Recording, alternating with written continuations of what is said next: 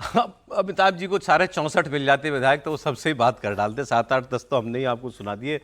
कोई कह रहा भगवान के दर्शन करने जा रहे हैं, लेकिन एक आध लोगों ने साफ साफ बता दिया कि अमिताभ जी ने आज बात कर ली, फिर 18 को ही दर्शन होंगे इनके भी। अब ये लौटेंगे 18 को। हाँ, ये बात सोच रहे हैं, कह रहे अब ये 18 को जो है वो वापस आएंगे। अब ये नौबत क्यों आन पड़ी है ये बताएंगे आपको। अरे कांग्रेस के पास तो एक्स्ट्रा नंबर है ना, 61 टोटल है उनके पास, 58 चाहिए। एक मैं आपको बता रहा हूँ, सर 228 टोटल एमएलए वहां पर, जिसमें से एक सीट के लिए 58 विधायक चाहिए आपके पास। भाजपा के पास 164 है, कांग्रेस के पास 64 है। 64 में से कांग्रेस के दो जो अयोग्य हो गए उसमें से राजेंद्र भारती और मुकेश मल्होत्रा, ये कोर्ट से अयोग्य हो गए तो 2 वोट नहीं करेंगे, तब भी 4 एक्स्ट्रा हैं। तो कांग्रेस के पास 62 बचे, तो कांग्रेस के पास 4 एक्स्ट्रा वोट है।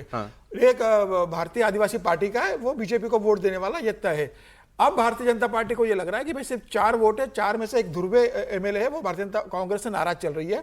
उसने खुल के कहा है कि मैं भारतीय जनता पार्टी को वोट दूंगी, तो वो बीजेपी को वोट देने वाली है। तो कांग्रेस के पास अब बचे मिला के 3 वोट, ज्यादा वोट बचे हुए। अब कांग्रेस को ये डर है कि अगर भारतीय जनता पार्टी ने उम्मीदवार उतारा है तो कहीं ना कहीं भारतीय जनता पार्टी ने ये बात कर ली होगी कि किस तरीके से कांग्रेस में शेर लगाना है। अभी जो महेश मोहन यादव जी का बयान आया है, प्रदेश अध्यक्ष खंडेलवाल का जो बयान आया है, कैलाश विजयवर्गीय का जो बयान आया है, नरोत्तम मिश्रा का जो बयान आया है कि ग्वालियर चंबल संभाग से 8 कांग्रेस के जो एमएलए 6 से 8 हमारे संपर्क के अंदर है और वो हमारे फेवर में वोट करेंगे।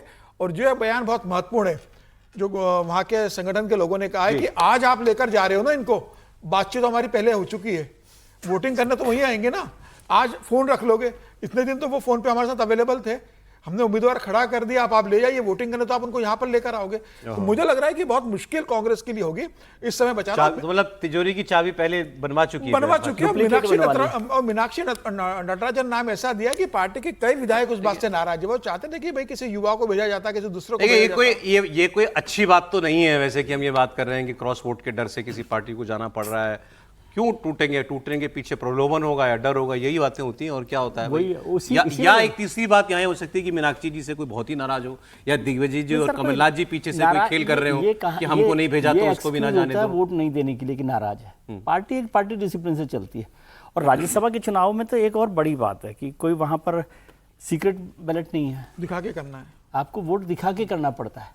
अच्छा, तो इसलिए ये कोई इतना वो नहीं है कि आप पार्टी को, तो जब आप वोट किसी को दूसरे को दे रहे हैं तो आपको तय कर लिया है आपने कि पार्टी छोड़नी है या नहीं छोड़नी है, तब हो सकता है। सीक्रेट वोट नहीं है कि आपको पता नहीं पड़ेगा, पता चल ही जाएगा किसने क्रॉस वोट तो आपको एजेंट को दिखाना पड़ता है वोट। अच्छा, कि आप किसको वोट कर रहे हैं। इतना इंटरेस्टिंग झारखंड में हो गया चंबल के भारतीय जनता पार्टी के बड़े नेता का जिक्र नहीं किया इसमें, सिंधिया जी का। सर जानते सबको सर, इससे बड़ा इंटरेस्टिंग तो झारखंड में भी हो गया है। परिमल नथानी आ गए वहां पर, वहां तो 28 चाहिए और 28 ही है कांग्रेस के पास जेएमएम से मिला के। तो एक भी वोट इधर से उधर हो गया तो कांग्रेस के उम्मीदवार की स्थिति खंभीर हो गई। और झारखंड तो कांग्रेस हार रही है, वहां परिमल नथवानी जीत रहे हैं, भारतीय जनता पार्टी ने समर्थन दे दिया। सबसे मजेदार बयान दिया है शायद बाबूलाल मरांडी का या इनके किसी बीजेपी के बाबूलाल मरांडी का। उनसे पूछा गया कि कैसे आपके पास पूरे नंबर तो नहीं है, बोले हमारे पास जितने हमने उतना दे दिया, समर्थन दे दिया, बाकी जो चुनाव लड़ रहा है वो भी तो कुछ करेगा। देखिए वो बहुत कुछ कर सकता है। ये राजनीति तो बिल्कुल नहीं है, ये राजनीतिक सेंधमारी है। जो कर रहा है उसको तो सेंधमारी नहीं कह सकते। सर, वो नथवानी 2 बार एमपी रह चुके झारखंड से, ऐसा नहीं है, राज्यसभा में 2 बार वो इंडिपेंडेंट कैंडिडेट। और ये जो बचाव की कोशिशें हो रही है वो भी कहीं ना कहीं दर्शाती है कि आपको अपने विधायकों पर भरोसा नहीं है।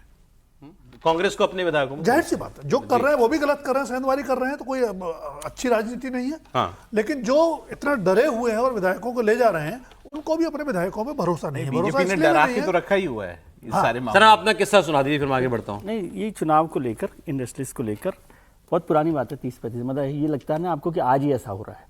31 साल पहले राजस्थान में एक इंडस्ट्रीज राज्यसभा के लिए आए, उसमें भारतीय जनता पार्टी कांग्रेस के पास पूरे वोट थे, उनके कैंडिडेट बन सकते।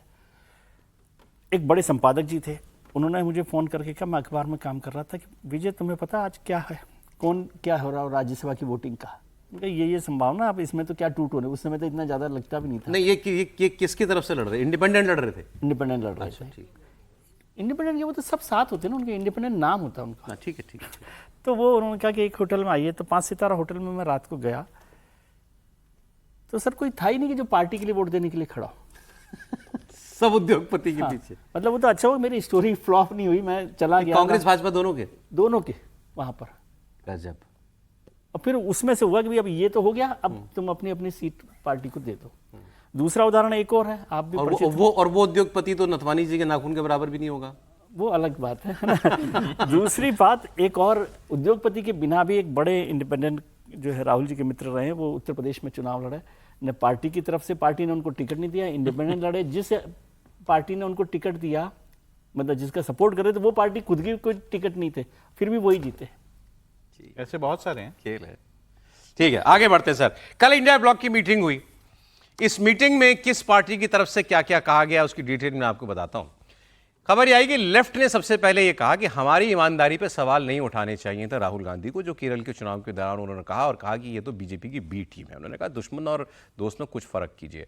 डीएमके नहीं आई तो ये सवाल भी उठाया गया कि डीएमके क्यों नहीं आई, पिछली मीटिंग में तो वो थी, कांग्रेस ने ऐसा किया डीएमके के साथ, छोड़ के चली गई, तो इसलिए डीएमके नहीं आई। तो ये दोनों सवाल कांग्रेस से थे। अखिलेश यादव और तेजस्वी यादव ने भी कांग्रेस पार्टी की बात की और कहा कि ये अलायंस की सबसे बड़ी पार्टी है और क्षेत्रीय दलों को साथ लेकर चलना इनकी जिम्मेदारी है, ऐसा माहौल इनको बनाना चाहिए। तो इंडिया गठबंधन की मीटिंग कांग्रेस बैशिंग मीटिंग बन गई। सारे सवाल कांग्रेस पार्टी से होने लगे। बाद में जो उन्होंने ऐलान किया कि हम बीजेपी के खिलाफ ये करेंगे वो करेंगे, वो तो चलिए अलग बात है, अंदर ये हुआ। अब एक इंटरेस्टिंग बयान आपको सुनाता हूं। आचार्य प्रमोद कृष्णम बीजेपी से कांग्रेस पार्टी से अलग हुए नेता हैं, ठीक है। अब ये जो बोलेंगे आप ये कह सकते हैं कि ये इनको तो कांग्रेस के खिलाफ ही बोलना है, अग्रीड, लेकिन बात जो वो कह रहे हैं पॉइंट पर बात होगी। उन्होंने ये कहा, प्रमोद कृष्णम ने ये कहा कि गठबंधन के जितने नेता हैं ये एक दूसरे को पसंद नहीं करते, और फिर उन्होंने साफ साफ कहा इसमें कोई शक नहीं है, क्लैरिटी है इन सारे नेताओं को कि राहुल गांधी की लीडरशिप में बीजेपी को हराने का कोई चांस नहीं है। राहुल गांधी कभी ममता को लाइक नहीं करते और ममता दीदी राहुल गांधी को लाइक नहीं करती। अरविंद केजरीवाल, ममता बनर्जी, ये जितने भी विपक्ष के बड़े नेता हैं, ये सब ये मान चुके हैं कि राहुल गांधी के नेतृत्व में विपक्ष बीजेपी से नहीं लड़ सकता है। राहुल गांधी जी एक छुटा हुआ कारतूस हो गए। तो अगर विपक्ष को बचाना है तो सबसे पहले नेता विपक्ष के पद से राहुल जी को हटाना पड़ेगा। बहुत जल्दी कांग्रेस एक और विभाजन देखेगी। इंडिया गठबंधन जैसी चीज आज जमीन पे कहीं नहीं है।